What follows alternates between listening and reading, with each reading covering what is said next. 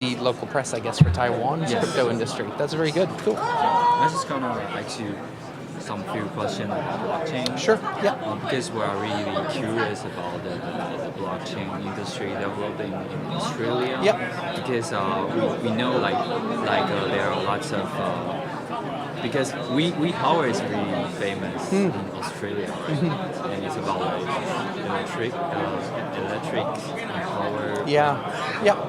And we want to know about the electronic payment in Australia. Is it popular in Australia? So how do you see the e-commerce industry? Adopting crypto technology for payments. Yes. That's an interesting one.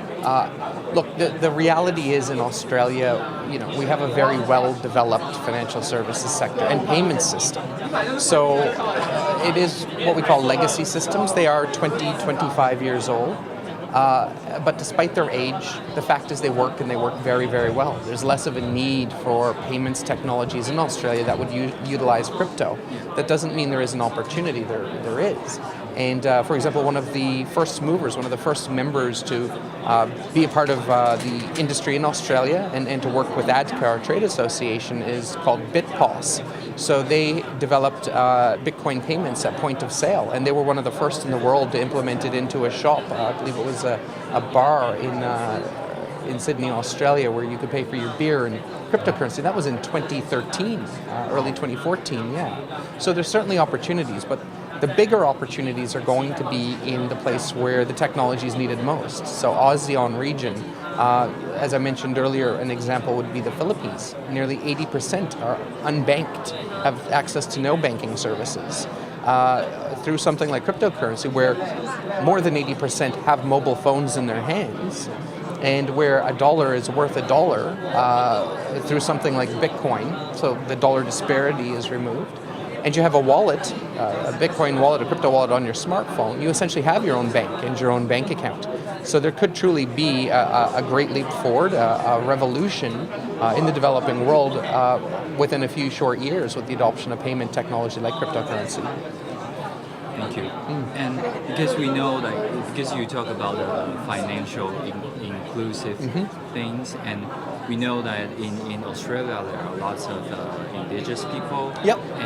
And how is the banking situation in Australia for those indigenous people?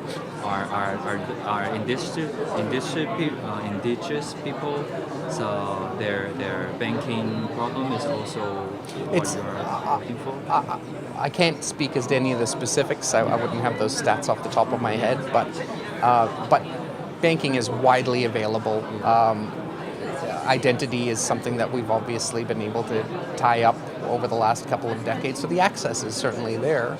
I suppose it's less to do with who, but rather how and why people would want to make use of something like a cryptocurrency. And why would they? Well, we're talking about much lower costs. I mean, with cryptocurrency, it's essentially free. You're not paying, nobody's taking a clip of the ticket every time you swipe a debit or Visa card. You're not being charged banking services, or the need to go to an ATM and get charged $3-4 every time you withdraw cash. So lower cost, access, and I suppose the ability for consumers then, regardless of which part of Australia, where you're from, or anywhere in the world for that matter, to have full control over their currency and their banking services. So it's a remarkable opportunity. Thank you very much.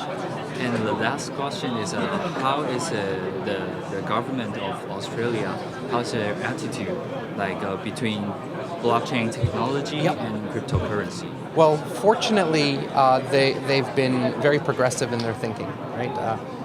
As I mentioned, you might have heard earlier on stage, we had the opportunity in 2013 when we founded this trade association. At the time, it was simply Bitcoin operators, but now the ecosystem has flourished. But in 2013, early 2014, we made a point of going to Canberra, the political capital, and meeting with all key government departments and regulators, as well as political leadership, and briefing them, explaining what this technology was that was coming upon us.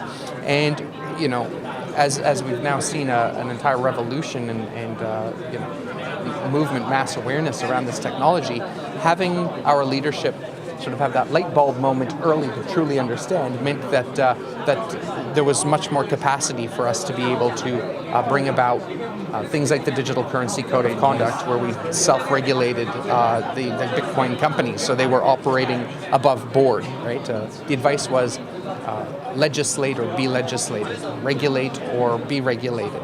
So through government and industry collaboration, through education, we've been able to successfully produce the self-regulatory organization model, SROs we call it, where industry is really leading while working consultatively with government, and it's actually been tremendous for Australia. So a number I can give you, for example, we commissioned the very first, to our knowledge, industry audit anywhere in the world, and this was done through Accenture, one of the big 5 consulting or accounting firms in the world.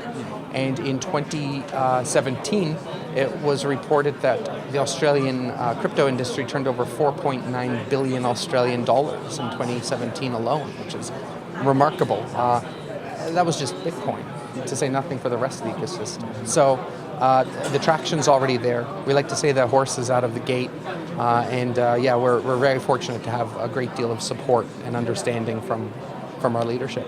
Thank you very much. We're really looking forward for the future of blockchain in Australia. Oh, thank you very much. Look forward to working up here. Yeah. So we'll be back and be in touch. Okay.